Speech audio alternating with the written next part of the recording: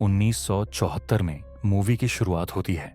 West Virginia sanatorium दिखाया जाता है जो ऐसे लोगों के लिए बनाया गया था जो जन्म से या इनब्रीडिंग के कारण शारीरिक रूप से विकृत थे। फिर डॉ ब्रैंडन डॉक्टर एन को वहां के मरीजों के बारे में बताते हैं। तभी एक मरीज डॉ एन के पीछे से बालों की पिन खींच लेता है। फिर वो दोनों आगे बढ़ते हैं और डॉ ब्रैंडन डॉक्टर एन को 3 भाइयों के लॉकअप में ले जाते हैं जिनका नाम था थ्री फिंगर, सॉटूथ और वन आई। डॉ ब्रैंडन बताते हैं कि ये तीनों भाइयों को मिसेस हेलिकर ने जंगल में ढूंढा था और जब उन्हें पाया गया तो इन्होंने अपने माता पिता को ही खा लिया था। ये बच्चे होते हुए भी सबसे खतरनाक थे। एक ने अपनी 2 उंगलियां खा ली, इसलिए उसका नाम पड़ा थ्री फिंगर। एक ने अपनी आंख निकालकर खा ली, इसलिए वो वन आई कहलाया। तीसरा दीवार से अपने दांत रगड़ता रहता था, इसलिए उसका नाम पड़ा सॉटूथ। उसने कई मरीजों को दांतों से घायल भी किया था। डॉक्टर एन पूछती हैं कि ये इतना दर्द कैसे सहन कर लेते हैं, तो डॉक्टर ब्रैंडन बताते हैं कि इन्हें दर्द महसूस ही नहीं होता। फिर वो दोनों आगे बढ़ते हैं और वो मरीज जो एन की पिन चुराता है उससे ताला खोलने की कोशिश करता है लेकिन नाकाम रहता है। तभी वो पिन तीनों भाइयों को मिल जाती है और उनमें सबसे चालाक थ्री फिंगर ताला खोल देता है। फिर वो सिक्योरिटी गार्ड को मार देते हैं और कंट्रोल रूम जाकर सबके सेल खोल देते हैं। सैनिटोरियम पागलखाने में बदल जाता है। वो तीनों डॉ एन को पकड़ लेते हैं और उन्हें इतना इलेक्ट्रिक शॉक देते हैं कि उनका दिमाग खराब हो जाता है। फिर वो डॉ ब्रैंडन को भी पकड़कर बड़ी बेरहमी से मार देते हैं। इसके बाद 29 साल बीत जाते हैं और 9 स्टूडेंट्स दिखाए जाते हैं जो बर्फ में मस्ती कर रहे होते हैं। वो अपने दोस्त के केबिन जा रहे होते हैं लेकिन रास्ता भूल जाते हैं और एक खतरनाक तूफान में फंस जाते हैं। उन्हें एक इमारत दिखती है, वो वहां चले जाते हैं बिना ये जाने कि इसका अंजाम क्या होगा। वो वही सैनिटोरियम होता है जहां वो 3 भाई रहते थे। जैसे ही वो अंदर जाते हैं उन्हें पता चलता है कि यह हॉस्पिटल था। वो आग जलाकर रिलैक्स करते हैं लेकिन फिर बाहर घूमने निकल जाते हैं। इंचार्ज के ऑफिस में उन्हें वाइन और मरीजों की फाइलें मिलती हैं जिससे पता चलता है कि यहां विकृत लोग रखे जाते थे। फिर वो तीनों भाई कुछ लोगों को सैनिटोरियम में ले आते हैं। 3 स्टूडेंट्स बेड देखने जाते हैं और कुछ अजीब देखते हैं। विंसेंट जाकर चेक करता है और डरावनी एक्टिंग करता है जिससे लड़कियां डरकर नाराज हो जाती हैं। तभी वन आई उन्हें फॉलो करता है। विंसेंट माफी मांगने के लिए जनरेटर चालू करता है। अमेरिका में नियम था कि जहां भी लाइट जलती है वहां पार्टी करनी होती है।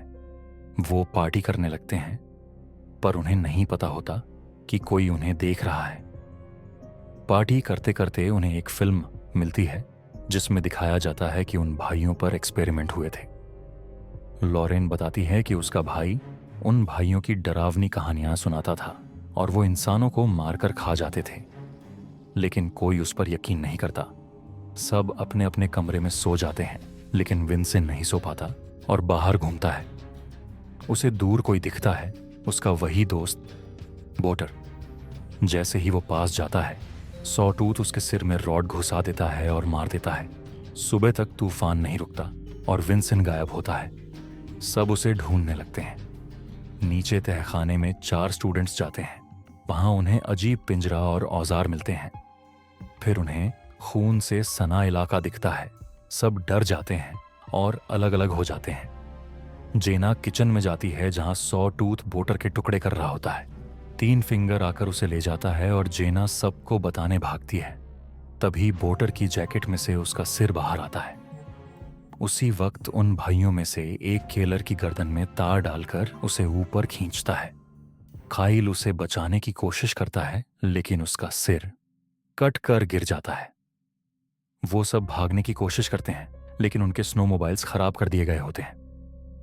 लॉरेन मदद के लिए एस्की से निकलती है लेकिन बाकियों के पास गर्म कपड़े नहीं होते। वो खुद को ऑफिस में बंद कर लेते हैं और कुछ औजार लेने बेसमेंट जाते हैं। 3 फिंगर उनका पीछा करता है लेकिन वो छिप जाते हैं। बाद में वो औजार लेकर निकलते हैं। तभी वनाई ऑफिस में छेद करके केनिया को पकड़ लेता है, लेकिन ब्रिजेट उसके हाथ पर ब्लेड मारती है और वो छोड़ देता है। डैनियल पीछे छूट जाता है और पकड़ा जाता है।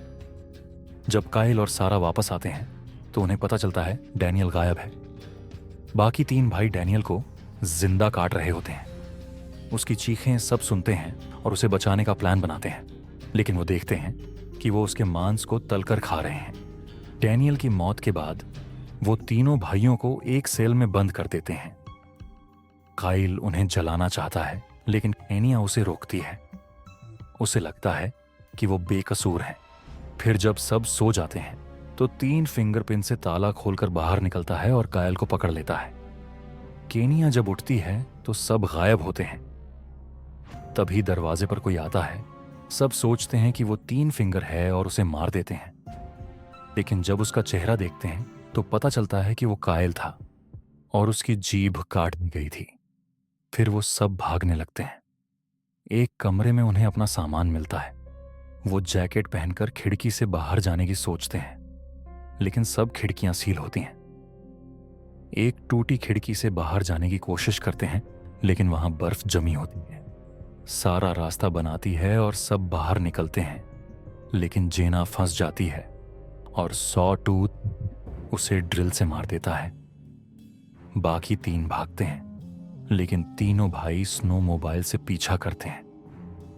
ब्रिजेट को सॉ टूथ पकड़ता है, लेकिन वो चाकू मारकर बच निकलती है।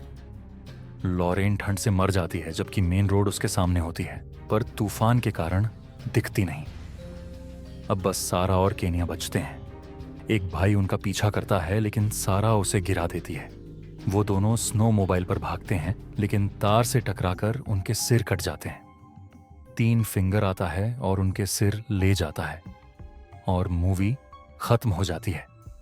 अगर आपको हमारी वीडियो पसंद ही और दिलचस्प फिल्मी कहानियों के लिए हमारे चैनल सिनेमा सीक्रेट्स को सब्सक्राइब करना न भूलें।